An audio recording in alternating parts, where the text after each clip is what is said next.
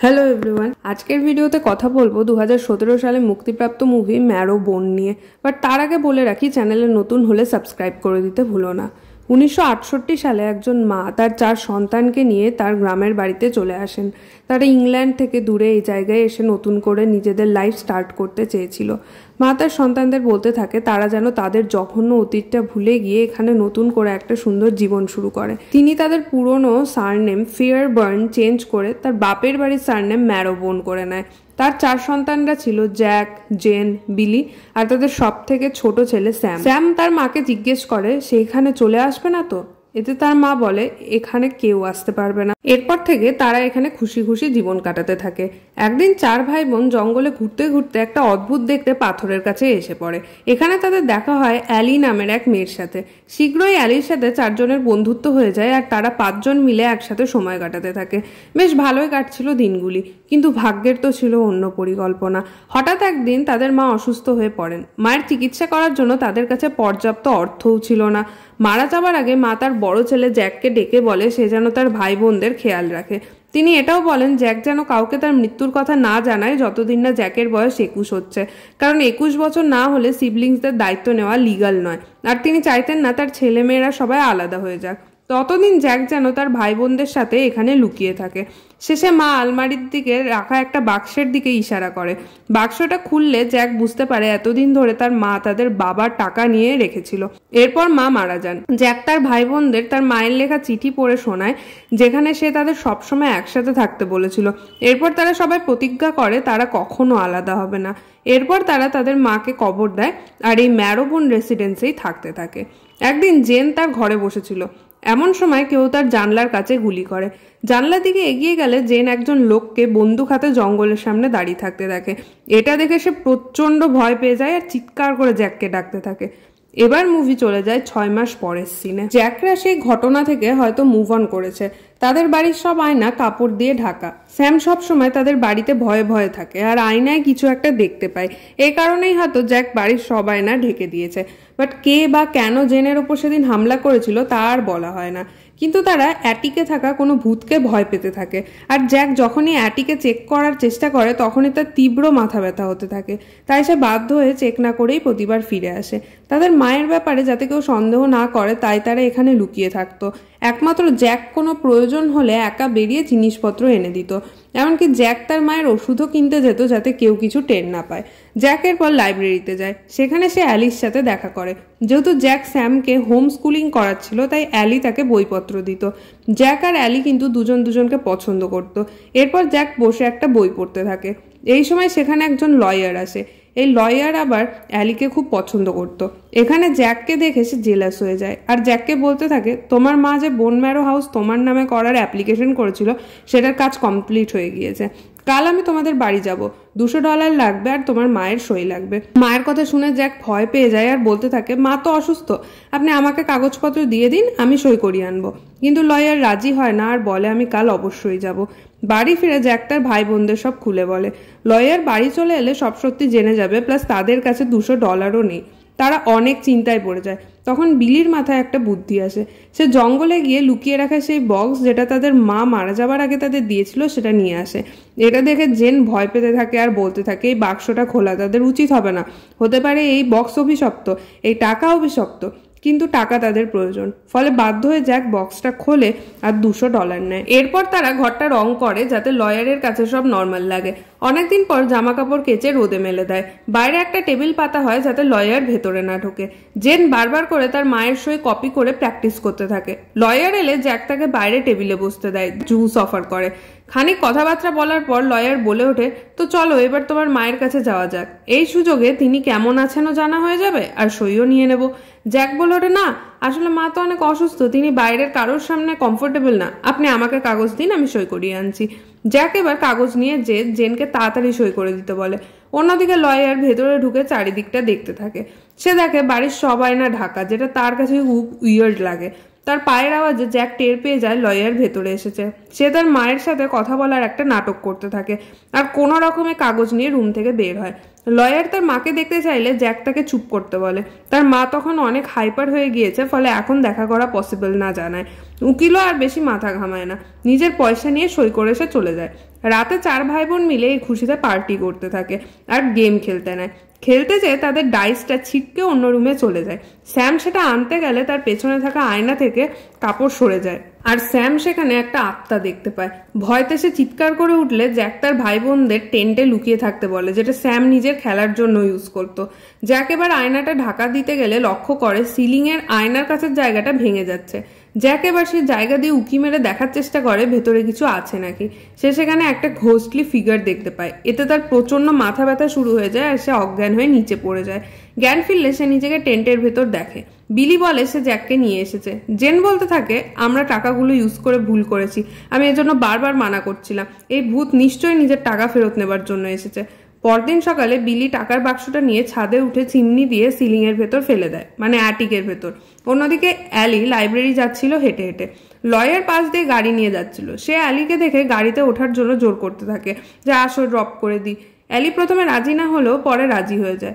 রাস্তায় লয়ার অ্যালিকে বলতে থাকে জ্যাকের ফ্যামিলিটা অদ্ভুত, কারোর সাথে মেশে না, কথাবার্তা বলে না, আবার ভাই বোনগুলো বাড়ি থেকে বেরোয়ও না, এমনকি বাড়ির সবাই না ঢেকে রাখে। এরপর লয়ার বলে, আমি তো ইভেন শুনেছি তাদের বাবা একজন সিরিয়াল কিলারও ছিলেন। এতে অ্যালি বিরক্ত হতে থাকে আর বলতে থাকে, এগুলো তাদের পার্সোনাল ব্যাপার, আমাদের এত মাথা ঘামানোর বিষয় নয়। যাই হোক, পরদিন সকালে অ্যালি আর জ্যাক ডেটে যায় সমুদ্রের ধারে খুব সুন্দর একটা শান্ত জায়গায়। অ্যালি জ্যাককে তার বাবার ব্যাপারে প্রশ্ন করতে থাকে। জ্যাক এই ব্যাপারে কোনো কথা বলতে চায় না। সে বলতে থাকে, তোমার আইডিয়া নাই যে সে আমাদের কতটা টর্চার করেছে। অ্যালি বুঝতে পারে জ্যাক অনেক ডিস্টার্বড হয়ে পড়েছে, তো সে জ্যাককে রিল্যাক্স করার চেষ্টা করতে থাকে। শেষে তারা কিসও করে। আর এদিকে লয়ার দূর থেকে এইসব দেখছিল। এগুলো দেখে তো সে প্রচুর জেলাস হতে থাকে। অন্যদিকে জ্যাক বাড়ি ফিরে এলে বিলির সাথে তার ঝামেলা বেঁধে যায়, কারণ জ্যাক ছাড়া আর কেউ বাড়ির বাইরে যেতে পারে না। তার ছোট ভাইয়েরও বাইরে যেতে মন চায়। জ্যাক ইভেন ডেটিংও শুরু করে দিয়েছে লুকিয়ে। এসব ব্যাপারে বিলি প্রচুর আপসেট ছিল। একটা পর্যায়ে জ্যাক নিজেকে একটা রুমে লক করে নেয়। অপরদিকে স্যাম তার মাকে অনেক মিস করছিল, তাই লুকিয়ে এসে তার মায়ের রুমে গিয়ে মায়ের জিনিসপত্র হাতাতে থাকে। সেখানে সে ফ্যামিলি পিকচারও দেখে, বাট সে যখন টুলে উঠে জানলা দিয়ে দেখার চেষ্টা করে তখন সে পড়ে যায় আর আয়না থেকে কাপড় নেমে যায়। স্যাম এবার আয়নার দিকে তাকালে একটা ঘোস্টলি ফিগার দেখতে পায়। এতে সে চিৎকার করে ওঠে।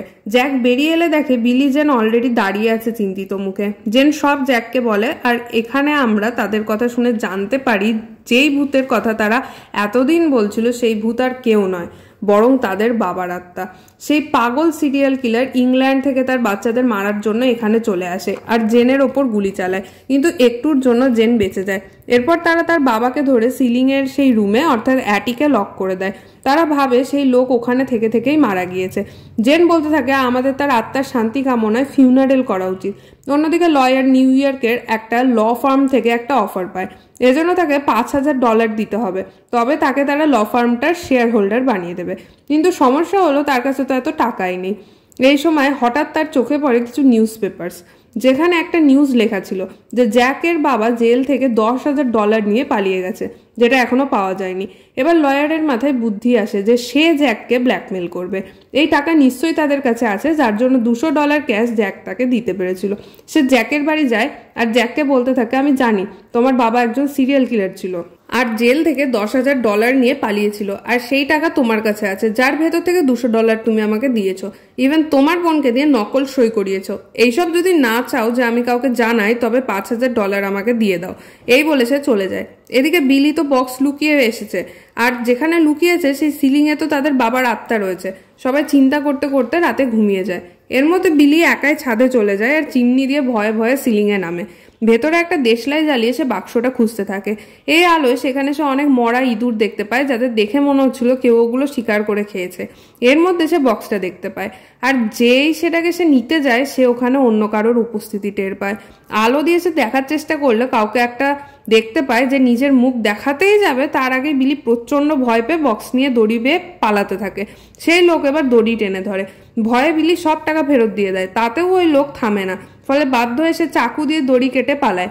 এরপর দেখা যায় পরদিন সকালে জ্যাক অজ্ঞান হয়ে মাটিতে পড়ে আছে। তার যখন জ্ঞান ফেরে সে দেখে তার শরীরে প্রচুর ব্যথা, প্লাস জেন বিলিকে ব্যান্ডেজ বেঁধে দিচ্ছে। বিলি জ্যাককে বলতে থাকে বাবা এখনো বেঁচে আছে, বৃষ্টির জল জমিয়ে আর ইঁদুর মেরে খেয়ে সে বেঁচে আছে। বাবার কথা শোনার সাথে সাথে জ্যাকের খিঁচুনি উঠে যায়। জেন তাড়াতাড়ি তাকে শান্ত করতে থাকে। তার দুই ভাইয়ের অবস্থা খারাপ, সে কি করবে বুঝতে পারছে না, ফলে এলিকে এসে সব জানিয়ে দেবে ঠিক করে। রাতে সে লাইট ইউজ করে সিগন্যাল দিয়ে এলিকে জানায় যে সেই পাথরের কাছে পরদিন দেখা করতে। এলি পরদিন সেখানে এলে একটা ডায়েরি দেখতে পায় যাতে আওয়ার স্টোরি লেখা ছিল। সে ডায়েরিটা খুলে পড়তে শুরু করে। জ্যাকরা আগে ইংল্যান্ডে থাকতো, বাট তাদের বাবা ছিল একটা সাইকো সিরিয়াল কিলার যে তাদের অনেক টর্চার করতো, এমনকি নিজের বাচ্চাদের মেরেও ফেলতে চাইতো। তাই তাদের মা রোজ বাচ্চাদের নিয়ে এখানে পালিয়ে আসে। এরপর মুভি চলে যায় ফ্ল্যাশব্যাকে, যেখানে জেনের ওপর হামলার ঘটনাটি দেখানো হয়। গুলি লেগে জানলার কাঁচ ভেঙে গেলে জেন জানলার দিকে এগিয়ে আসে। বাইরে তাকিয়ে সে জঙ্গলের সামনে একটি লোককে বন্দুক হাতে দাঁড়িয়ে থাকতে দেখে, আর এটা দেখে সে পাগলের মতো চিৎকার করতে থাকে। এটা ছিল তাদের বাবা। জ্যাক তাড়াতাড়ি তার ভাই বোনদের সিলিংয়ে লুকিয়ে পড়তে বলে আর টাকার বক্স নিয়ে বেরিয়ে আসে। জ্যাকের বাবা তাকে জঙ্গলের ভেতর আসতে বলে। এরপর তারা সেই পাথরের ওখানে মিট করে, যেখানে জ্যাক তার বাবাকে টাকাটা অফার করে বলে তুমি এগুলো নাও আর এখান থেকে চলে যাও, আমার ভাই বোনদের কিছু করো না। কিন্তু সে তো একটা সাইকোপ্যাথ, টাকা তো তার চাই না। সে জ্যাককে মারতে শুরু করে, আর একটা পর্যায়ে এসে জ্যাককে প্রায় মেরেই ফেলতে যাবে, তখনই জ্যাক একটা চাকু নিয়ে তার গলায় স্ট্যাপ করে দেয়। এতেও তার বাবার কিছু হয় না, সে উঠে জ্যাকের পিছু নেয়। এরপর একটা পর্যায়ে জ্যাক পাহাড়ের একদম ধারে এসে পড়লে সাইকোটা তাকে ধাক্কা মেরে পাহাড় থেকে ফেলে দেয়। নিচে পড়ে মাথায় আঘাত লেগে জ্যাক অজ্ঞান হয়ে যায়। এরপর তাদের বাবা ম্যারোবোন রেসিডেন্সের দিকে যায় আর দরজা দিয়ে না ঢুকে চিমনি দিয়ে ডাইরেক্ট সিলিংয়ে নেমে আসে। সেখানে সে তার 3 বাচ্চাকে পেয়ে যায় যাদের সে মারতে চায়। ওদিকে জ্যাকের জ্ঞান ফিরে এলে সে তাড়াতাড়ি বাড়ির দিকে দৌড়তে থাকে তার ভাই বোনকে বাঁচানোর জন্য। কিন্তু এখানেই সিন কাট হয়। প্রেজেন্টে লয়ার টাকা নেবার জন্য তাদের বাড়িতে আসে, কিন্তু কাউকে কোথাও দেখতে পায় না। তার টাকা চাই, তো সে কোনো কিছুর কেয়ার না করে রোজের রুমে চলে যায় আর টাকা খুঁজতে থাকে। এবার সে রিয়েলাইজ করে আসলে তো রোজ বেঁচেই নেই, এরা সবাই রোজের বেঁচে থাকার নাটক করছে। এবার টাকা খুঁজতে খুঁজতে সে দেখে সিলিং এর সেই রুমের দরজাটা ইট দিয়ে গেঁথে রাখা। এটা দেখে তার সন্দেহ হয় নিশ্চয়ই টাকা এখানে লুকিয়ে রেখেছে। সে দরজা ভেঙে ফেললে ভেতরে 3টে লাশ দেখতে পায়। অর্থাৎ সেদিন তাদের বাবা অ্যাটিকে এসে তার 3 বাচ্চাকে সাথে সাথে মেরে ফেলেছিল। আর জ্যাক নিজেও এই কথাটা জানতো। তার ভাই বোনেরা যে বেঁচে নেই সে সেটা জানতো। সে বাড়িতে ফিরে বুঝতে পারে অনেক দেরি হয়ে গেছে আর কিছু করার নেই। এবার তার বাবা তাকেও মারতে আসবে, তাই সে অ্যাটিকের দরজা পুরোই সিল করে দেয় যাতে ওই লোক আর কোনো দিনও বেরোতে না পারে। আর এই শখ থেকেই তার মাল্টি পার্সোনালিটি ডিসঅর্ডার হয়ে যায়। তারপর থেকে সে কখনো নিজেকে তার বোন জেন ভাবে, কখনো বিলি, তো কখনো স্যাম। আর বাড়ির সব আয়নাও সে এজন্যই ঢেকে দেয় যাতে আয়নায় তাকিয়ে সে না দেখে যে সে জ্যাক, আর তার ভাবনাটা তার ভ্রম। সে তার ভাই বোনদের নিয়ে বাঁচতে চেয়েছিল আর নিজের ভাবনার জগতে সে সেভাবেই বেঁচে আছে। মানে এতক্ষণ যা যা দেখা যায় সব জ্যাকই করছিল, বাট নিজের ভাবনায় নিজেকে কখনো সে জেন, কখনো বিলি, কখনো স্যাম ইম্যাজিন করে। আর এসব ডায়েরিতে লিখে সে এলিকে জানিয়ে দেয়। এরপর এলি এসব জেনে ছুটে জ্যাকের কাছে যায়। গিয়ে সে দেখে জ্যাক তার বোনের মতো করে কথা বলছে। ওপরে কিছু আওয়াজ পেলে এলি অ্যাটিকের দিকে যেতে থাকে, আর সেখানে পৌঁছে 3টে লাশ দেখে সে অনেক শকড হয়। এরপর সে লয়ারকেও আহত অবস্থায় পায়। এমন সময় রুমের দরজা বন্ধ হয়ে যায় আর অ্যালির সামনে আসে জ্যাকের বাবা। এই সাইকো এবার অ্যালিকে মারার চেষ্টা করতে থাকে। অ্যালি হেল্পের জন্য জ্যাককে ডাকতে থাকে, বাট জ্যাক তো অ্যাটিকে আসতে ভয় পেত, তাই সে হেল্প করতে আসতে চায় না। বাট অ্যালি এরপর বিলিকে ডাকতে লাগলে জ্যাকের ভেতরে থাকা ইলিউশন তাকে মনে করাতে থাকে সে বিলি। জ্যাক এবার দ্রুত অ্যাটিকে আসে নিজেকে বিলি ভেবে, আর তার বাবাকে ফাইনালি মেরে ফেলে, অ্যালিকে বাঁচিয়ে নেয়। এরপর সিন শিফট হয়ে যায় কয়েক বছর পরের দৃশ্যে, যেখানে আমরা দেখি অ্যালি আর জ্যাক বিয়ে করেছে, তারা একসাথে থাকে। ডক্টর অ্যালিকে জ্যাকের জন্য ওষুধ দেয় আর তাকে বলে এই পাগল লোককে ছেড়ে দিতে। বাট অ্যালি না তো জ্যাককে ছাড়ে আর নাই তাকে কখনো এসব মেডিসিনস দেয়। সে জ্যাক যেভাবে তার ভাই বোনের ইলিউশন নিয়ে খুশি আছে সেভাবেই তার সাথে খুশি থাকতে চায়। আর এখানেই মুভি শেষ হয়। এবার আসি রিভিউ অ্যান্ড রেটিং প্রসঙ্গে। এক কথায় মাইন্ড ব্লোয়িং, সরাসরি 5 out of 5 stars for me.